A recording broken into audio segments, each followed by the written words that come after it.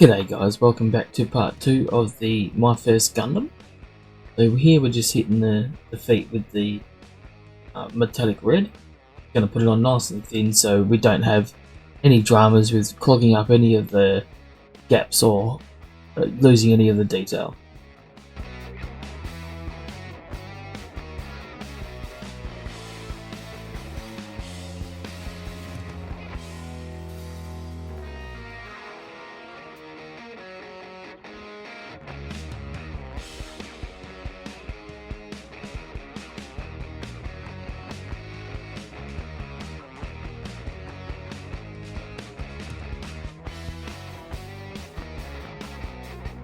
So just here we're hitting it with the bluish titanium.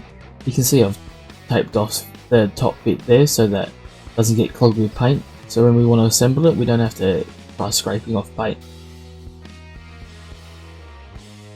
So we're just going through putting it on nice and thin so that we can just keep it nice and neat without pulling anywhere.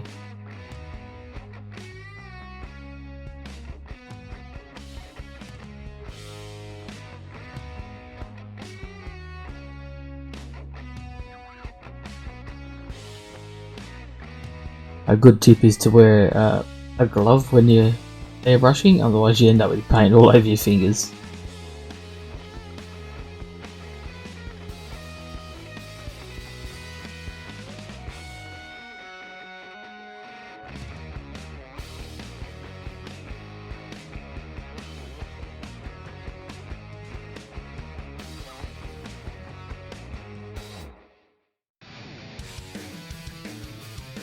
Okay, so we're just hitting it with the matte aluminium here.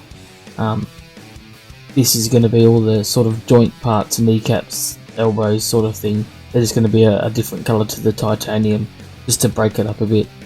Also with this particular metallic paint, it needs quite a bit of drying time. So I think I let them dry for 8 or 9 hours. I just finished up painting and then just left it the whole next day.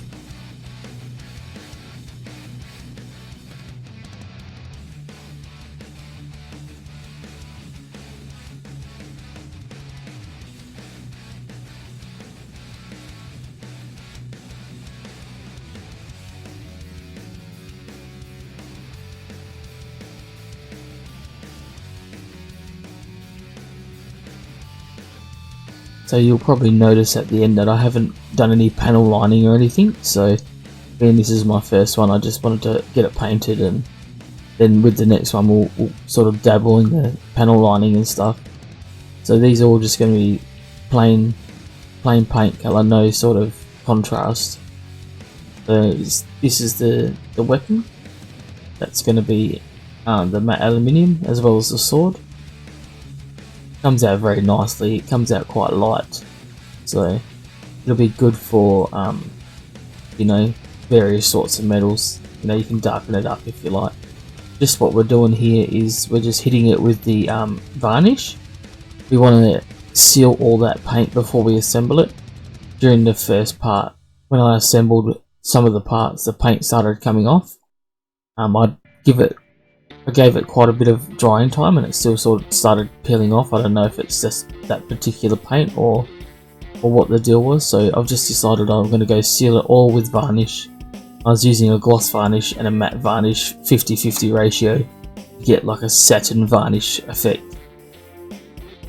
And make sure you put it on quite thick. If you do it too thin, you'll end up with a peeling effect that looks a bit like a sunburn, because the varnish is too thin, so when it dries it cracks.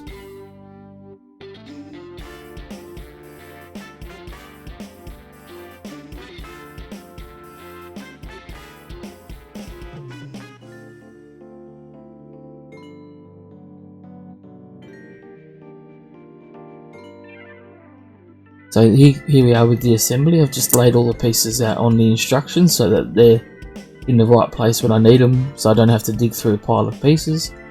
And make sure you read the instructions properly. I had one of the legs that I put together the wrong way around, and I had to take it apart and change the foot around.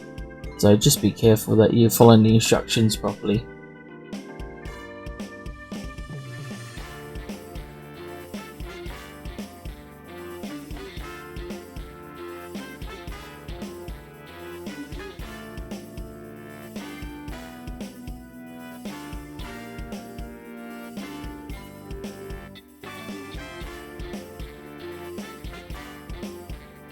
But sorry guys, I just realised that it's out of the shot what I was doing, so I've just adjusted the camera there just so that you can actually see what I'm doing.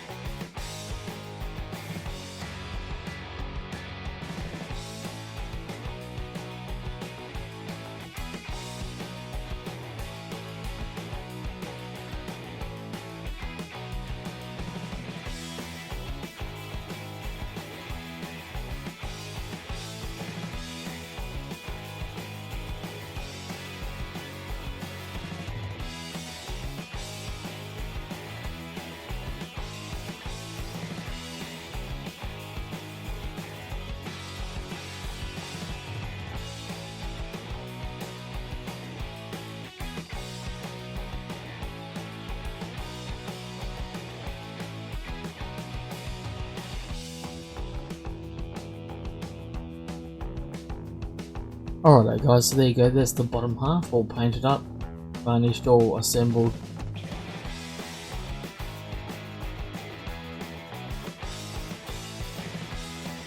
We have the weapons. So the weapons, I've taped off the light green plastic. I've taped off all the green plastic so that it doesn't get covered in any paint or anything, and it just stays nice and clear rather than trying to paint it.